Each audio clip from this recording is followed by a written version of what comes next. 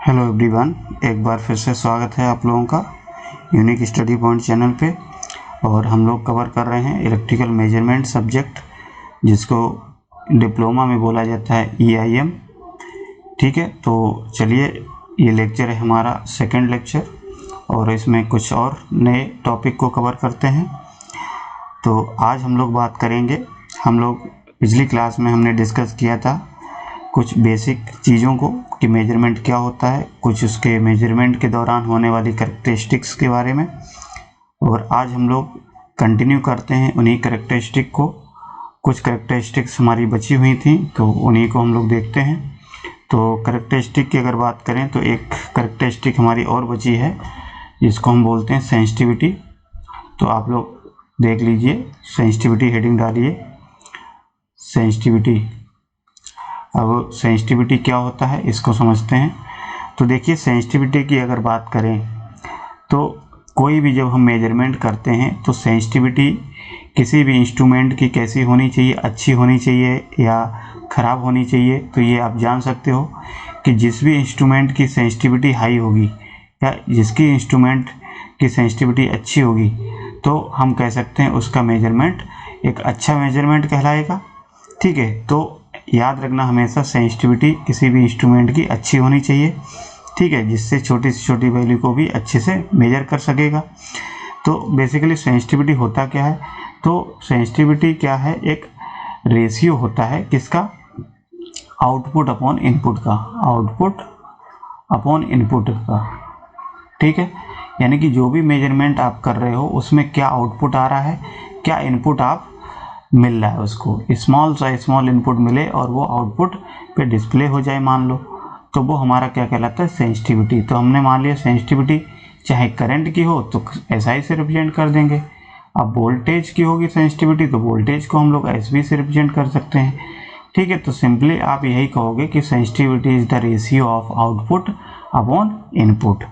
ठीक है, तो ये सेंसिटिविटी कहलाती है। अब सेंसिटिविटी को हम लोग किस में मेजर करते हैं, यानी कि यूनिट्स की अगर बात करें तो यूनिट क्या होती है? तो यूनिट को हमेशा याद रखना, अगर करंट को मेजर कर रहे हो तो अमीटर है तो उसके लिए सेंसिटिविटी क्या हो जाएगी? mm में हम रिप्रेजेंट करते हैं, mm पर माइक्रो एम्पियर। ठीक है, तो आप देख सकते हो कितनी छोटी वैल्यू होती है, माइक्रो एम्पियर। सेंसिटिविटी हमारी क्या है? छोटी से छोटी वैल्यू को सेंस कर सकती है। ठीक है, तो ये सेंसिटिविटी है। अब ऐसे ही वोल्टेज के लिए हो सकता है तो मिली वोल्ट पर कह सकते हो, mm पर माइक्रोवोल्ट लिख सकते हो। ठीक है, तो सेंसिटिविटी सिंपली क्या है? Sensitivity is the ratio of output upon input, यानी कि आउटपुट में क्या चेंज हो रहा है, small change in output upon small change in input. तो ये जो इनपुट और आउटपुट में चेंज आएगा वो हमारा स्मॉल होना चाहिए। ठीक है, ये याद रखना। तो ये हमारी सेंसिटिविटी हो गई। अब सेंसिटिविटी का एक और रिलेशन हमको पता होना चाहिए कि सेंसिटिविटी किसी भी इंस्ट्रूमेंट की वो हाई होनी चाहिए। ठीक है, अगर सेंसिटिविटी हाई होगी तो उस केस में हम क्या चीज़ देख सकते हैं? देखो, एक डिफ्लेक्शन फैक्टर होता है, डिफ्लेक्शन फैक्टर। तो डिफ्लेक्शन फैक्टर और सेंसिटिविटी का एक रिलेशन होता है। क्या होता है रिलेशन? वो होता है deflection factor upon static sensitivity, static sensitivity. ठीक है, यानी कि जितना स्टैटिक सेंसिटिविटी ज़्यादा होगी उतना ही डिफ्लेक्शन फैक्टर उसका कम होगा। ठीक है, तो एक ये रिलेशन आप याद रखना कि डिफ्लेक्शन फैक्टर। अच्छा, डिफ्लेक्शन होता क्या है? तो डिफ्लेक्शन होता है, मान लो एनालॉग इंस्ट्रूमेंट लिया तो उसमें जो पॉइंटर का मोशन है, पॉइंटर को मूव करने के लिए जो हमारा होता है उसी को हम मोशन को ही हम लोग क्या बोलते हैं? डिफ्लेक्शन बोलते हैं। ठीक है, तो इस तरीके से सेंसिटिविटी के बारे में इतनी चीज़ आपको पता होना चाहिए। चलिए बात करते हैं नेक्स्ट जो कैरेक्टरिस्टिक हमारी है वो है रेजोल्यूशन। क्या है? रेजोल्यूशन। रेजोल्यूशन क्या होता है? इसका दूसरा भी नाम होता है डिस्क्रिमिनेशन। क्या है? डिस्क्रिमिनेशन। अब रेजोल्यूशन की अगर बात करें तो इसको क्या कहते हैं? तो रेजोल्यूशन किसी भी इंस्ट्रूमेंट का हमेशा ये बताता है कि अगर कोई भी हम इनपुट पे मान लो इनपुट पे कोई भी स्मॉल सा चेंज करें और वो हमारा आउटपुट पे मेजर किया जा सके, यानी कि मेजरेबल हो, तो वो क्वांटिटी हमारी क्या कहलाएगी, यानी कि वो हमारी कैरेक्टरिस्टिक क्या कहलाएगी, रेजोल्यूशन कहलाएगी। यानी कि रेजोल्यूशन कह सकते हो एक तरीके से क्लियरिटीनेस कह सकते हो। हाँ ठीक है, क्लियरिटीनेस बोल सकते हो कि कितना क्लियर है, कितना रेजोल्यूट है, रेजोल्यूशन उसका है। ठीक है, तो किसी भी इंस्ट्रूमेंट की स्मॉल सी स्मॉल वैल्यू के इनपुट पे अगर हम चेंज करते हैं तो उसके आउटपुट पे वो वैल्यू मेजर की जा सके, तो वो हमारी इंस्ट्रूमेंट का रेजोल्यूशन अच्छा है। तो आप सिंपली यही लिख सकते हो, the small measurable input change that can be measured by the instrument is called resolution. ठीक है, और डिस्क्रिमिनेशन, तो इस तरीके से हम कह सकते हैं कि this increment is called resolution. ठीक है, तो इतनी बात आपको पता होना चाहिए। तो ये रेजोल्यूशन के बारे में बात हो गई। अब बात करते हैं, हमने आपको पिछले क्लास में बताया भी था कि एरर क्या होता है, तो एरर के बारे में आज हम फिर से थोड़ा डिस्कस कर लेते हैं, जिससे एरर के बारे में कुछ और चीज़ें हमको जानकारी है, पता करनी है। जैसे हमने यही बताया कि एरर जो होती है वो बेसिकली त्रुटि जो हम बोलते हैं वो क्या होती है, मेजर्ड वैल्यू माइनस के ट्रू वैल्यू, यही बोला जाता है। यानी कि जो भी हम मेजर करते हैं वो हमारी मेजर्ड वैल्यू होती है, और ट्रू वैल्यू का मतलब जो आपकी एग्जैक्ट वैल्यू होती है, जो सत्यमान होता है, तो ये एरर होती है। और हमने पिछले क्लास में आपको ये भी बताया कि जो एरर होती है वो कैसी हो सकती है, वो पॉजिटिव और नेगेटिव दोनों हो सकती है, पॉजिटिव और नेगेटिव दोनों हो सकती है। ठीक है, तो इतनी एरर से रिलेटेड हमने बातें डिस्कस की थी। अब एक और एरर आती है यहाँ पे, लिमिटिंग एरर। क्या बोली जाती है, एक नॉर्म आता है लिमिटिंग एरर। ठीक है, तो लिमिटिंग एरर क्या होती है, तो बेसिकली कोई भी इंस्ट्रूमेंट जो होता है, जब हम डिज़ाइन की जाती है, जब मैन्युफैक्चरर उसको डिज़ाइन करता है, तो उस केस में मटेरियल हो या मटेरियल के में कुछ कह सकते हैं, कुछ इंस्ट्रूमेंट में एक्यूरेसी या प्रिसीजन जो होती है वो इंस्ट्रूमेंट की, वो डिज़ाइन पे डिपेंड करती है। ठीक है, एक्यूरेसी कहें या हम प्रिसीजन कहें, वो इंस्ट्रूमेंट के डिज़ाइन पे डिपेंड करती है। अब ये जो लिमिटिंग एरर होती है वो कहीं ना कहीं हमको एक तरीके से कह सकते हैं कि वो गारंटेड एरर भी बोला जाता है। क्या है, गारंटेड एरर, यानी कि मेजर जब भी इंस्ट्रूमेंट बनाया जाता है तो कुछ ना कुछ हो सकता है, उसमें हल्की सी कोई एरर आ जाती है, तो उसी को हम बोलते हैं लिमिटिंग एरर। यानी कि वो जब मेजरमेंट करोगे तो वो कहीं ना कहीं गारंटेड वो एरर मिलेगी ही मिलेगी, तो इसी एरर को हम लोग बोल देते हैं लिमिटिंग एरर। ठीक है, तो डिपेंड करती है वो मैन्युफैक्चरर डिज़ाइन के समय, तो कुछ ना कुछ अगर थोड़ी बहुत तो रहती है, तो इसी को हम बोलते हैं गारंटेड एरर या लिमिटिंग एरर। ठीक है, तो वो हम लोग मैनेज कर लेते हैं प्लस माइनस करके। इस तरीके से इसको रिप्रेजेंट कैसे करते हैं, जैसे मान लो 100 वोल्ट है, तो प्लस माइनस मान लो 2 वोल्ट। ठीक है, तो प्लस माइनस 2 वोल्ट का मतलब क्या है, ये तो एग्जैक्ट वैल्यू है, ये मेजर है एग्जैक्ट, लेकिन लिमिटिंग कितना बता रहा है, +2 का मतलब क्या है, हो सकता है 102 पहुंच जाए और हो सकता है 98 पहुंच जाए, तो ये लिमिटिंग एरर। तो 2% या 2 कह सकते हो, इसमें 2 ओम है, वो एक तरीके से लिमिटिंग एरर का काम कर रहा है। यानी कि मेजरमेंट करोगे तो ये 2% हर हालत में आएगी ही आएगी, तो वो इसीलिए हम इसको बोलते हैं गारंटेड एरर। ठीक है, तो इतनी बात आपको समझ में आनी चाहिए। अब इसी तरीके से गारंटेड एरर हो गया, लिमिटिंग एरर हो गया, इसका फॉर्मूला और आप एक याद रखना कि परसेंटेज लिमिटिंग एरर आपसे और पूछता है, परसेंटेज लिमिटिंग एरर। ठीक है, तो परसेंटेज लिमिटिंग एरर को हम लोग रिप्रेजेंट करते हैं, वो एप्सिलॉन आर से रिप्रेजेंट करते हैं, और ये क्या हो जाता है, मेजर्ड वैल्यू माइनस के true value upon true value into 100। तो ये जो फॉर्मूला होता है वो परसेंटेज लिमिटिंग एरर का होता है। इससे परसेंटेज अगर लिमिटिंग एरर बतानी है तो हम measured value minus true value upon true value को 100 से मल्टीप्लाई कर देंगे। तो ये हमारी लिमिटिंग एरर हो जाएगी। तो इसको रिप्रेजेंट कैसे करते हैं, तो मेजर्ड वैल्यू है तो मान लो मेजर्ड वैल्यू को हम कह सकते हैं एक्चुअल वैल्यू।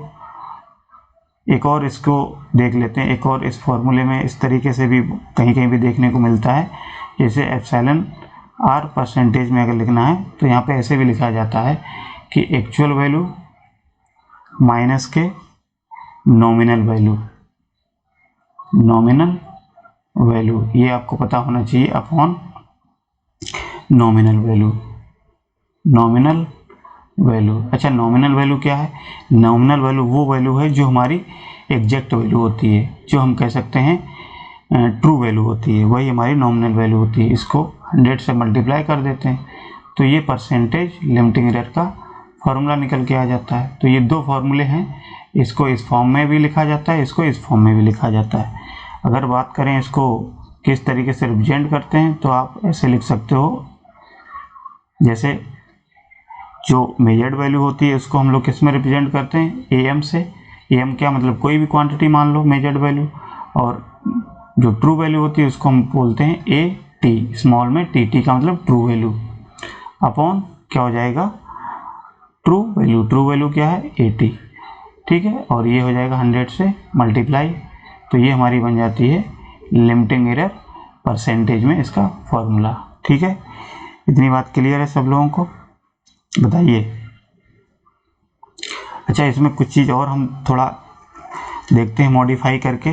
जैसे यहाँ पे हमने लिखा है ये फॉर्मूला क्या है कि परसेंटेज ऑफ लिमिटिंग एरर क्या है कि मेजर्ड वैल्यू माइनस के true value upon true value, यही है। इसको अगर हम इस तरीके से भी लिख सकते हैं, बताइए, इसको हम ऐसे लिख सकते हैं एम अपॉन 80 और 80 अपॉन 80, है कि नहीं। तो 80 से 80 कैंसिल, तो ये क्या हो जाएगा एप्सिलॉन आर और equals to m upon 80 minus k 1, ये हो जाएगा। तो यहाँ से अगर हम एम अपॉन 80 की वैल्यू निकालें, यानी कि मेजर्ड वैल्यू और ट्रू वैल्यू का अगर रेशियो निकालें, ट्रू वैल्यू का रेशियो निकालें, तो इसको कैसे लिख सकते हैं एप्सिलॉन आर प्लस 1। तो कहीं ना कहीं जब आपको एप्सिलॉन आर दिया, जो लिमिटिंग वैल्यू दी जाती है, तो उस केस में आप मेजर्ड वैल्यू और ट्रू वैल्यू का जब रेशियो निकालेंगे तो यहाँ से 1 प्लस एप्सिलॉन आर भी कर सकते हैं, ठीक है। इस तरीके से आप देख सकते हो, इसका रिलेशन ऐसे भी लिखा जाता है true value upon measured value equals to 1 upon epsilon r plus 1। तो ये सब फॉर्मूले हैं, ये थोड़ा आपको जानना चाहिए, ठीक है। तो इस तरीके से, अच्छा, ये जो फैक्टर होता है, ये हमारा फैक्टर क्या कहलाता है, इसी को हम फैक्टर को बोलते हैं करेक्शन फैक्टर। ये हमारा होता है करेक्शन फैक्टर, ठीक है, करेक्शन फैक्टर। इस तरीके से इतनी चीज़ें आपको पता होना चाहिए किसमें, मेजर्ड वैल्यू और ट्रू वैल्यू में, ठीक है। चलिए, इतनी लिमिटिंग वैल्यू कह सकते हैं, एब्सोल्यूट लिमिटिंग एरर कह सकते हैं इसी चीज़ को। तो इस तरीके से ये हमारा एरर वाला हो गया। अब बात आती है कि एरर होती कितने टाइप की है, कितने प्रकार की एरर होती है। तो इस चीज़ को भी हम लोग देख लेते हैं कि एरर के टाइप की अगर बात करें तो कितने टाइप की एरर होती है। तो हेडिंग आप डाल सकते हो types of error, types of error यानी कि त्रुटि के प्रकार, वो कितने होते हैं। तो वे बेसिकली एरर की जो टाइप की बात करें तो 3 टाइप की होती है एरर। कौन कौन सी, तो पहली जो एरर होती है वो हमारी बोली जाती है ग्रॉस एरर, मान लेते हैं ग्रॉस एरर। दूसरी हम मानते हैं वो होती है हमारी सिस्टमेटिक एरर, सिस्टमेटिक एरर। और थर्ड जो होती है वो बोली जाती है रैंडम एरर, रैंडम एरर, ठीक है। अब ग्रॉस एरर क्या होता है, सिस्टमेटिक एरर क्या होता है, रैंडम एरर क्या होता है, इनमें हम लोग देख लेते हैं कि समझ लेते हैं क्या चीज़ है। तो देखिए, रैंडम एरर कौन सी एरर होती है, तो रैंडम एरर वो एरर होती है जो हमारे ह्यूमन मिस्टेक्स के द्वारा होती है। जैसे आप मेजरमेंट कर रहे हो तो मेजरमेंट हो सकता है आप रीडिंग ही गलत नोट कर लो, तो वो ह्यूमन मिस्टेक हो गई, ठीक है। तो इसमें हम छोटे बेसिक चीज़ें आपको बता देते हैं, शॉर्ट में बता देते हैं। जैसे ग्रॉस एरर में क्या आएगा, ह्यूमन एरर आएगी, ठीक है। साथ में ह्यूमन एरर के साथ में मान लो कह सकते हैं एक और देख सकते हैं, जैसे ये हो सकता है, मान लो कोई इंस्ट्रूमेंट्स हो गया या कोई डिफेक्ट आ गया, कोई डिफ़िकल्टी हुई है, ठीक है, इसमें एनवायरनमेंट एरर भी आ जाता है। क्या होता है? एनवायरनमेंट एरर भी आ जाता है। सॉरी, एनवायरनमेंट एरर इसमें नहीं आता है, ग्रॉस। कुल मिला के इसमें मिस्टेक्स किसके द्वारा होती है? ह्यूमन के द्वारा। तो ह्यूमन के कारण जो एरर आती है वो हमारी ह्यूमन के द्वारा कौन सी एरर आ सकती है? जैसे ऑब्जर्वेशन उसने गलत किया हो, उसने नोट गलत किया हो, तो वो हमारी क्रॉस एरर के अंतर्गत आ जाती है। ठीक है, अब जब ह्यूमन के द्वारा एरर आती है तो इस एरर को हम सही भी कर सकते हैं, यानी कि सावधानी तरीके से हम इसको नोट करें या सावधानी से ऑब्जर्व करें चीज़ें, तो ये एरर को कम किया जा सकता है। ठीक है, इसी तरीके से सिस्टमेटिक एरर की अगर बात करें तो सिस्टमेटिक एरर में 3 टाइप से एरर हो सकती है। कौन कौन सी? इसी में एक तो एरर हो सकती है इंस्ट्रूमेंटल एरर या इंस्ट्रूमेंट एरर कह सकते हैं, यानी कि जो इंस्ट्रूमेंट के कारण एरर होती है।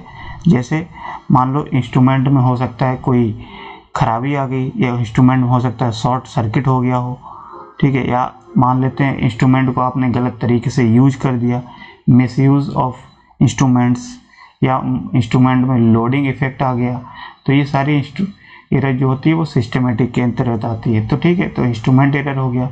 दूसरा सिस्टमेटिक एरर में हमारा एनवायरमेंटल एरर आ जाता है, एनवायरमेंट एरर। तो एनवायरमेंट एरर का मतलब क्या है? एनवायरमेंट एरर का मतलब ये है कि जब भी हम मेजरमेंट करते हैं तो हो सकता है एक्सटर्नल एनवायरमेंट में कुछ चीज़ें चेंज हो गई हों, जैसे ह्यूमिडिटी हो गई, ठीक है, यानी कि नमी हो गई, या डस्ट आ गई, धूल मिट्टी आ गई, या कह सकते हैं कि एक्सटर्नल मैग्नेटिक फील्ड की वजह से कहीं ना कहीं एरर आ गई। एक्सटर्नल मैग्नेटिक फील्ड यानी कि बाहरी मैग्नेटिक फील्ड के कारण कोई एरर आ गया, ठीक है, तो ये सिस्टमेटिक एरर के अंतर्गत आ जाएगा, यानी कि एनवायरनमेंट एरर, इंस्ट्रूमेंट एरर हो गया। और एक और थर्ड एरर और होता है इसमें सिस्टमेटिक में, कौन सा होता है वो? तो वो आप इधर लिख लीजिएगा। थर्ड जो होता है ऑब्जर्वेशनल एरर। ऑब्जर्वेशनल एरर क्या है? तो ऑब्जर्वेशनल एरर में कैसे कह सकते हो, जैसे मान लो डिफरेंट टाइप के एक्सपेरिमेंट्स जो होते हैं वो हम लोग करते हैं, तो डिफरेंट तरीके से रिजल्ट भी आता है, ठीक है। तो उस केस में मान लो एक साउंड है और लाइट है, अगर मेजरमेंट करते हैं तो इसमें जो ऑब्जर्वेशन हम लोग करते हैं तो सेम कह सकते हो एक तरीके से measurement are involve since no two observers poses the same physical response, ठीक है। तो मेनली आपका यही है, सिस्टमेटिक एरर में आपको ये चीज़ पता होनी चाहिए कि इंस्ट्रूमेंट एरर और एनवायरनमेंट एरर, ठीक है, ऑब्जर्वेशन एरर, इतनी बात याद होनी चाहिए। अब से सिस्टमेटिक तरीके से एरर होगी तो कहीं ना कहीं इसको हम रिड्यूस कर सकते हैं, कम से कम कर सकते हैं, ठीक है। एक और आती है, एक आती है हमारी रैंडम एरर। तो रैंडम एरर क्या होती है? तो रैंडम एरर एक ऐसी एरर होती है जिसको हम ये पता नहीं कर पाते हैं कि ये किसके वजह से आई है, किस कारण से आ रही है, इसका कॉज नहीं पता चल पाता है, ठीक है। तो जब कॉज किसी चीज़ का नहीं पता चल पाएगा तो कहीं ना कहीं हम क्या कर सकते हैं, उस एरर को पूरी तरीके से तो ख़त्म कर नहीं पाएंगे। तो पूरी तरीके से ना ख़त्म कर पाने के कारण हम क्या करते हैं, कोशिश करते हैं कि ये एरर कम से कम हो जाए, ठीक है। तो इस एरर की वजह से हम क्या कर सकते हैं, इस एरर को हम लोग एक तरीके से ये भी कह सकते हैं रेसिडुअल एरर भी बोलते हैं, ठीक है। तो रैंडम एरर को हम लोग पूरी तरीके से रिमूव नहीं कर सकते हैं। क्यों नहीं कर सकते हैं? क्योंकि इसका कॉज हमको नहीं पता है, इसका कारण नहीं एक्चुअली में पता रहता है, कहीं किसी वजह से थोड़ा आ गया, कहीं किसी की वजह से आ गया, ठीक है। तो ये कोई एग्जैक्ट एरर नहीं बता पाता है, इसीलिए। तो ये 3 टाइप की एरर होती है बेसिकली, ठीक है। तो इस तरीके से हम लोग आगे और डिस्कस करेंगे, आज इतना ही रखते हैं, ठीक है। आप पढ़ते रहिए और अपने दोस्तों को शेयर करते रहिए। अच्छा लगे चैनल तो आप सब्सक्राइब करिए, ठीक है। चलिए फिर, बहुत बहुत धन्यवाद।